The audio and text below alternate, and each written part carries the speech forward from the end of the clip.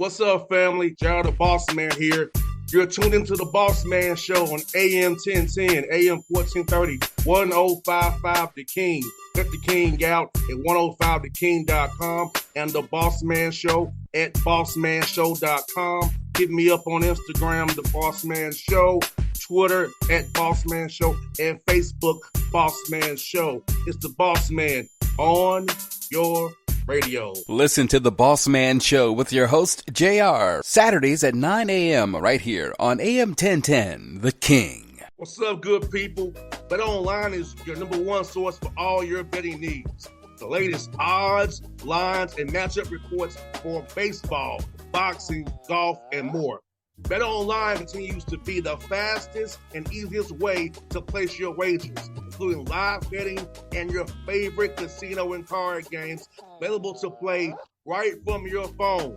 Head to the website or use your mobile device to sign up today and get in on the action. Remember to use your promo code BELIEVE, BLEAV, for your 50% welcome bonus on your first deposit. BetOnline, where the game starts.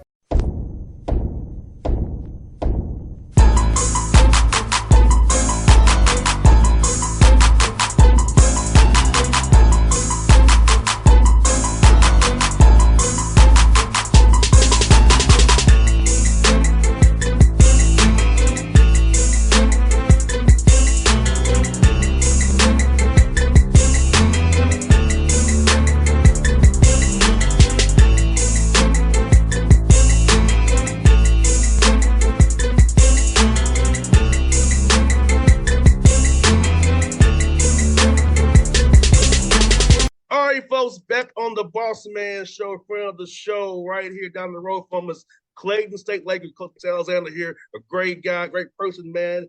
Peach Belt Conference. Coach Alexander, good to see you, man. You look good over there, man. I love the shirt, man. Just do. Appreciate you, boss. I really do, man. Thank you, man. It's great to be a part of what you're doing. Appreciate it, Coach, man. It's good to have you, man. And Coach, I was going to ask you, man, I know we're talking about offline, man. You know, last year a little tough for you, man. But I'll tell you just offline, I really feel like those tough times were going to breed things good for you this year. Because even though you only won 3 games, Coach, a lot of them games you was in them games, man. It could have been a play here or there, could have got you the win. So I think fans kind of look at your record and don't realize really it's really closer than what you think it is as a fan. Yeah. Well, you're exactly right. Tough year, like we talked about before we came online. Very tough year. But, you know, it's those years, boss, that you learn a lot. Like, we learned a lot. We poured into our kids no matter what. I mean, every game we'll approach the same way. We'll approach that game to win that game.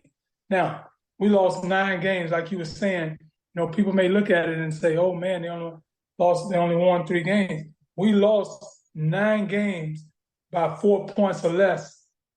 We lost 9 by 4 points or less. 9. 11 games, we lost by 6 points or less. Okay? You look at that, and a lot of people don't know this. We played with 7 or 8 players the whole year. The maximum amount of players we had because of injuries and, you know, some other things that went down. We had 7 or 8 guys. We're playing, and they played hard for us when they could. They played hard for us, and so you look at that, and you look at just the record, like you said, and you can go, man, what's going on?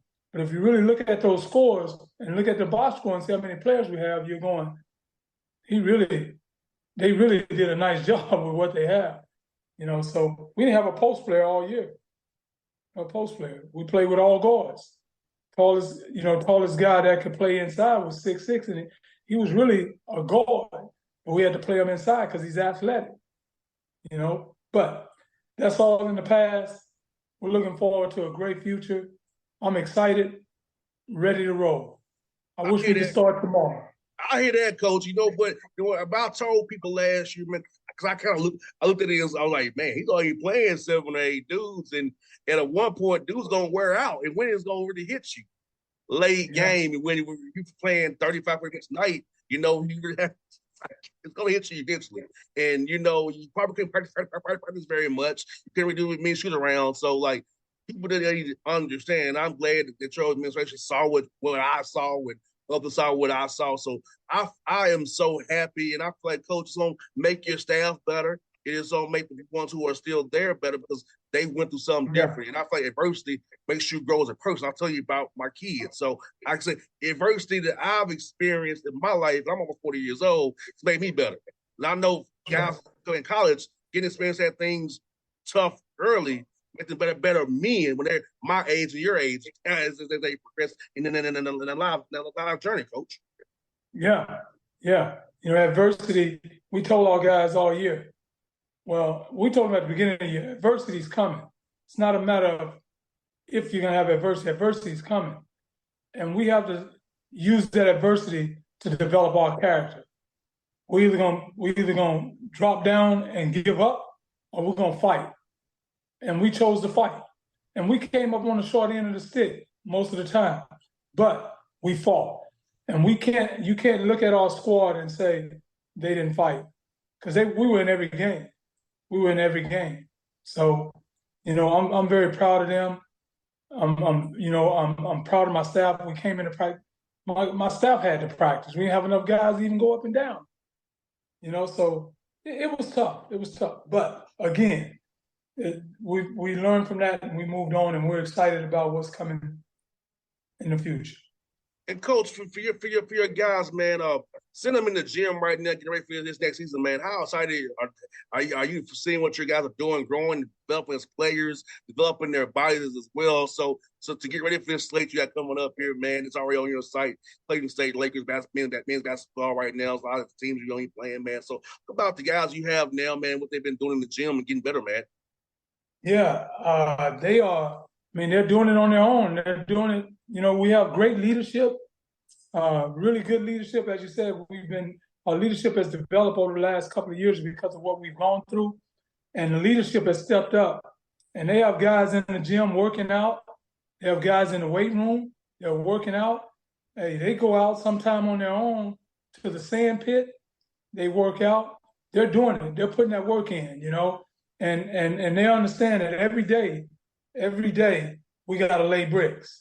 Every day we got to lay bricks and building our team, you know, and that's what they're doing. They understand that. They believe that. Like I said, we got buy-in now. We got guys that are buying in. And they believe that every day they got to put bricks towards that building and building something great. And that's what we're going to do. We're going to build something great day by day. We're not going to do it overnight. We're going to do it day by day. And if everybody contributes, we're going to have a beautiful masterpiece in the end.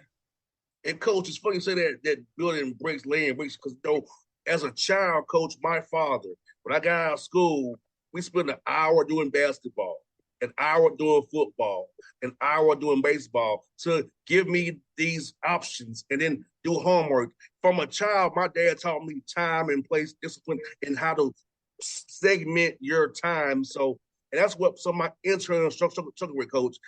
I'm very good with time, place, and scheduling and how to map things out.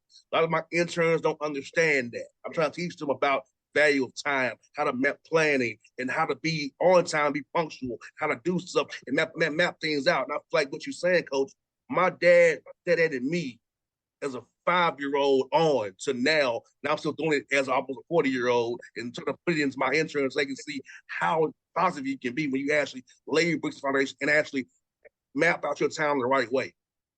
Yeah. And you're doing the same thing for your son, your 4-year-old. You're setting him up for success. And I think, you know, a lot of kids today, they struggle with this because they're not held to that standard your father held you to, or my mother held me to.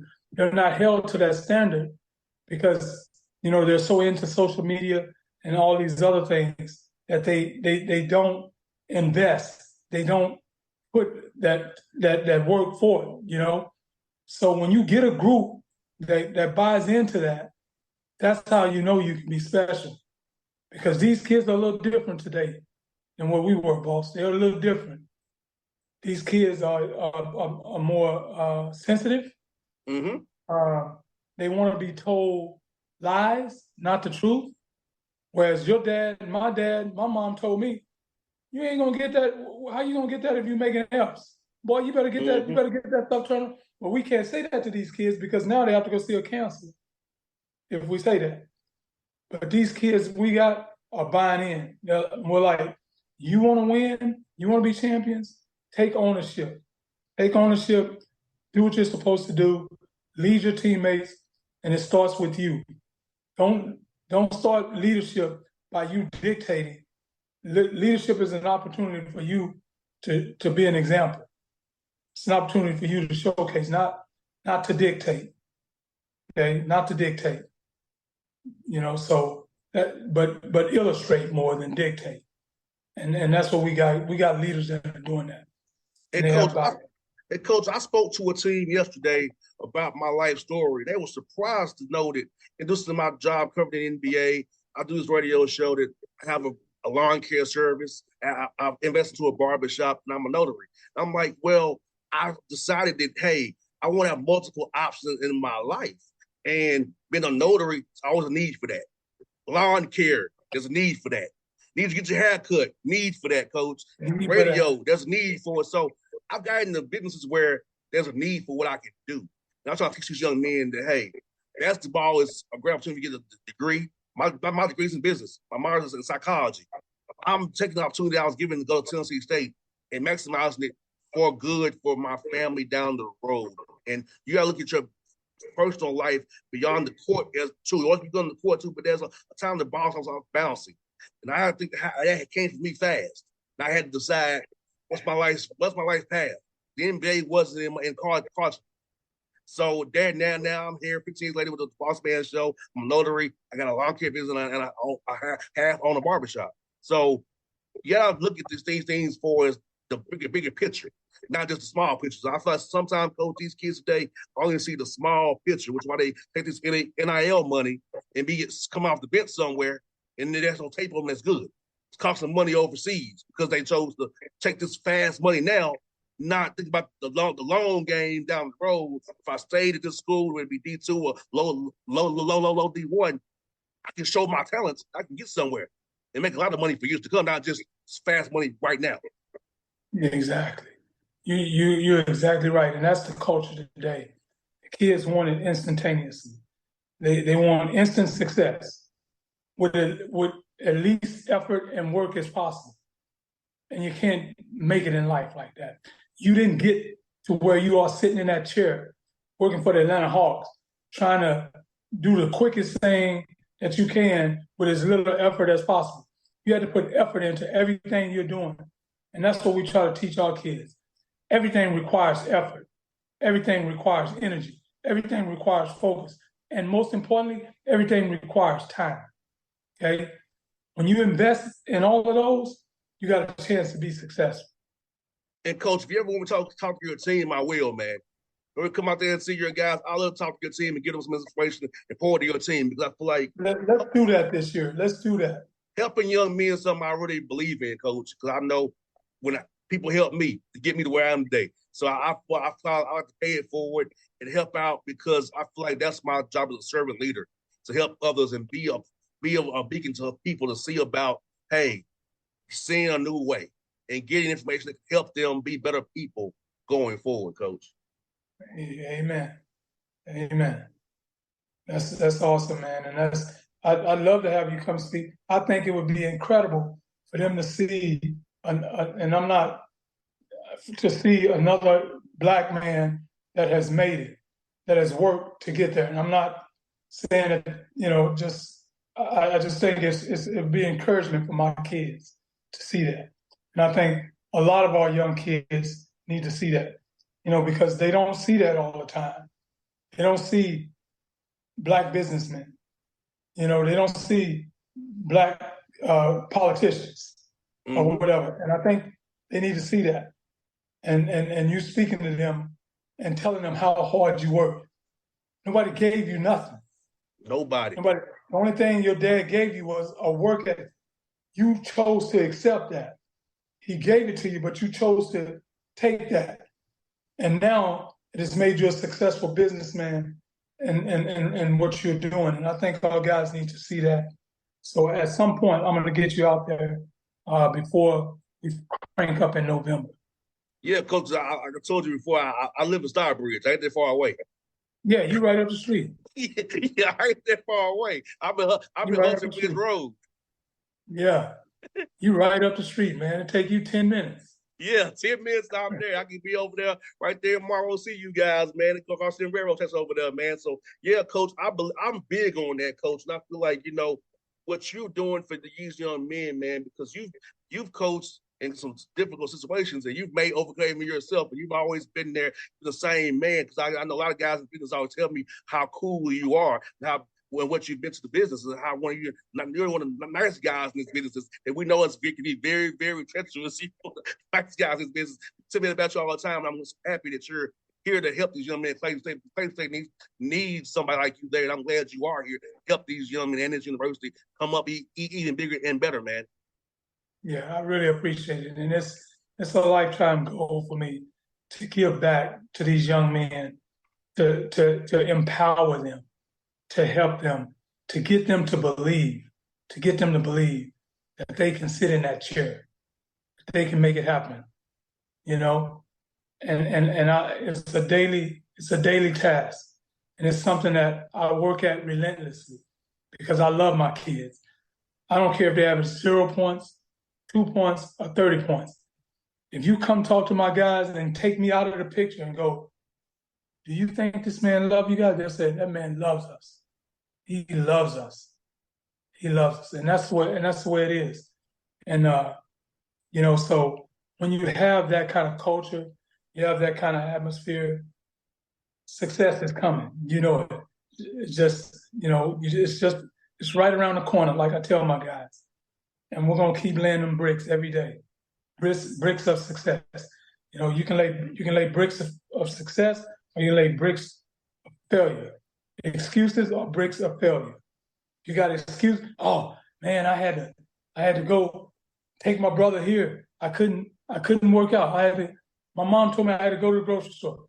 Excuses are bricks of failure. Those are bricks of failure. We try to get our guys to lay bricks of success versus bricks of failure. So we're gonna keep doing that. God willing, we're gonna get this thing rolling, and God willing, we're gonna win a national championship. No doubt. And you know what, Coach? Ownership is something I teach my interns. Just say, hey, boss, I missed the meet.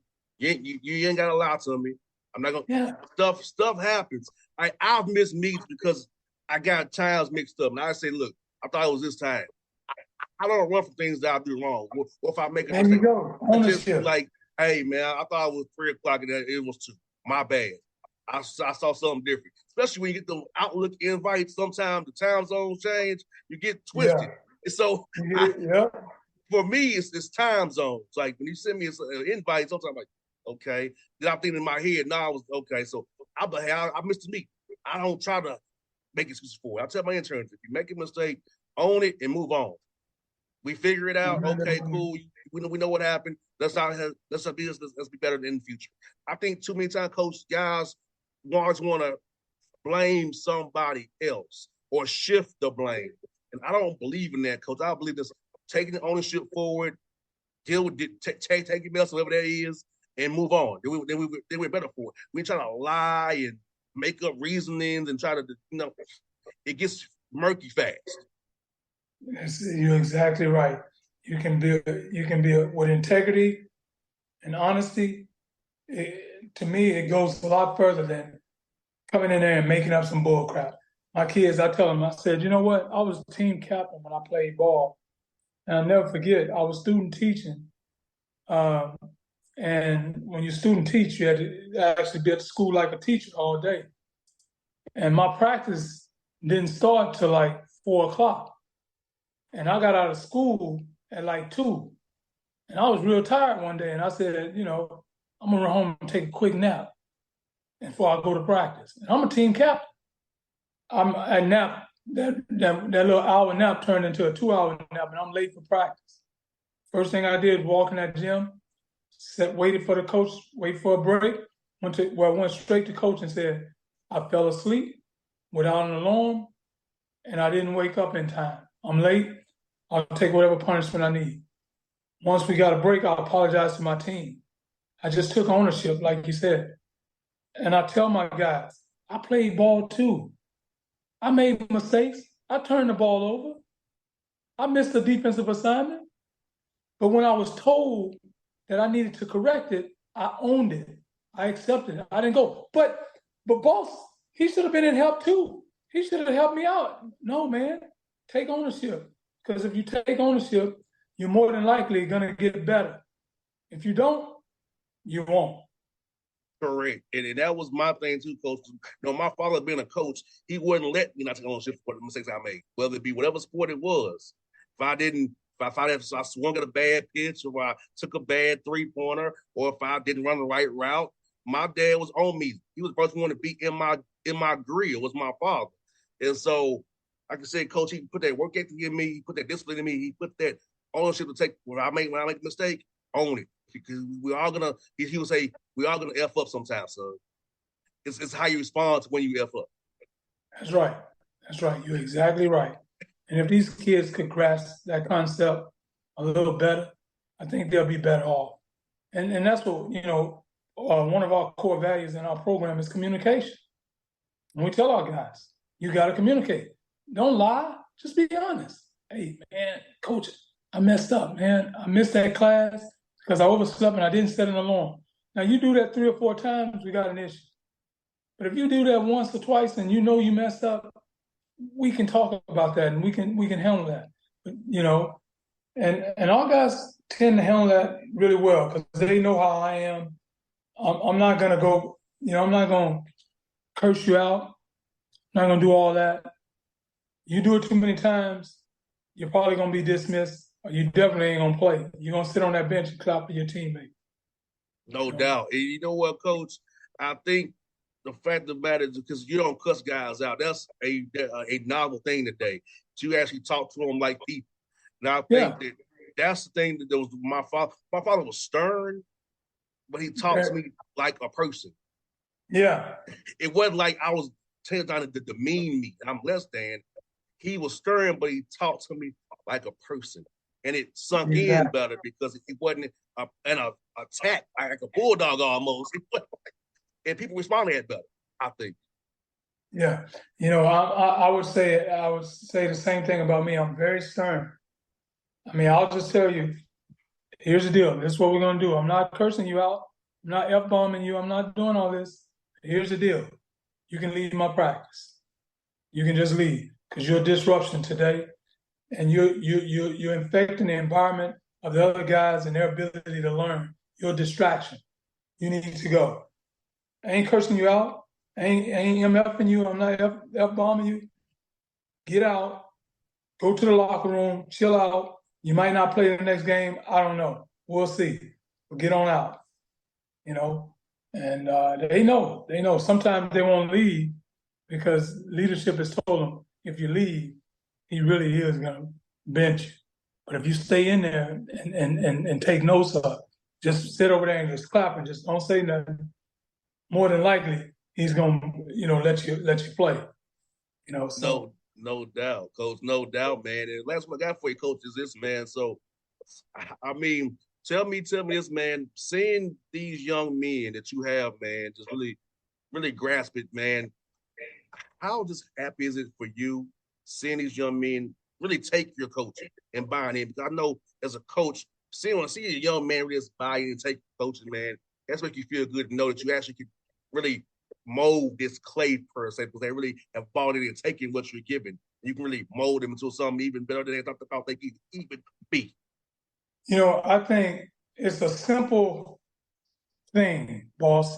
It's a simple thing, but a lot of us have a hard time doing it, and it's humility, being humble. You don't always have to be, just because you're the head coach, you don't always have to be right. And you can admit when you make a mistake.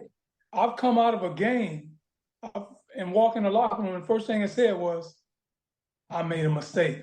I should have called timeout. I messed up. Now, did I lose the game because George missed 3 free throws and 2 layups. No. But what I'm saying is I played a part in that, and I humbly accept that. You know, when your kids see humility, you being humble, you embracing that, then they can do the same thing. It's easier for guys in my culture and our culture to admit their faults because it starts with me. And I'll be the first to walk in that locker room and go after myself. I don't go in the locker room and go, you guys didn't do this, you guys didn't do this, you didn't do that, and because you didn't do that, we lost game. No. We don't even talk about that because I got to watch film and see that, you know, hey, we lost the game. You know, we had a few more turnovers than what we should have. Okay, I don't think we defended the way we can. But I really don't get into what really caused that loss to the next day because we watched film. You know, yeah, we just weren't together today. You know, we messed up. You know, hey, I could have been better right here. When we're watching film, my assistants now, they'll jump up and go, God, that's on me right there. I made a bad sub. I shouldn't have subbed right there. I should have subbed a little earlier. He was tired. He was fatigued. And it cost us because when he was tired, he didn't get back on defense and we gave up a layup. That was on me. When they see that kind of humility, they'll give it back. So that's the big thing for us is humility, being humble. It's okay to be wrong. Okay? You're okay with it when you're right. Why can't you be okay with it when you're wrong? All right? So that's our culture. You'll see that when you come over. You'll see my guys, you know, and you'll be amazed. You'll be amazed. You'll be like, these guys are incredible. You know, we got a good young group back and we brought in a good class. I think this is going to be special. Just like you started the show with, this is going to be special. I'm looking forward to it. Can't wait to come out there and see you guys, Coach. I just want to get chat with you, Coach. You're one of my favorite guys to talk to, man, because I mean, you remind me like how my father is. I mean that seriously. So I can talk to my dad almost. I talk to you, man, because y'all the same kind of person, man. For real. That's a compliment. I appreciate that. And Coach, as fun as always, my brother. We do this again real soon, Coach. Yes, sir. Let's do this, man, and we'll get you over sometime. Look forward to it. What's up, good people? BetOnline is your #1 source for all your betting needs. The latest odds, lines, and matchup reports for baseball, boxing, golf, and more. BetOnline continues to be the fastest and easiest way to place your wagers, including live betting and your favorite casino and card games available to play right from your phone. Head to the website or use your mobile device to sign up today and get in on the action. Remember to use your promo code BELIEVE, BLEAV, for your 50% welcome bonus on your first deposit. BetOnline, where the game starts. What's up, family? Gerald the Bossman here. You're tuned into the Bossman Show on AM 1010, AM 1430, 1055 The King. Check The King out at 105theking.com and the Bossman Show at bossmanshow.com. Hit me up on Instagram, The Bossman Show, Twitter at Bossman Show, and Facebook, Bossman Show. It's the Bossman on your radio. Listen to The Bossman Show with your host, JR, Saturdays at 9 a.m. right here on AM 1010, The King.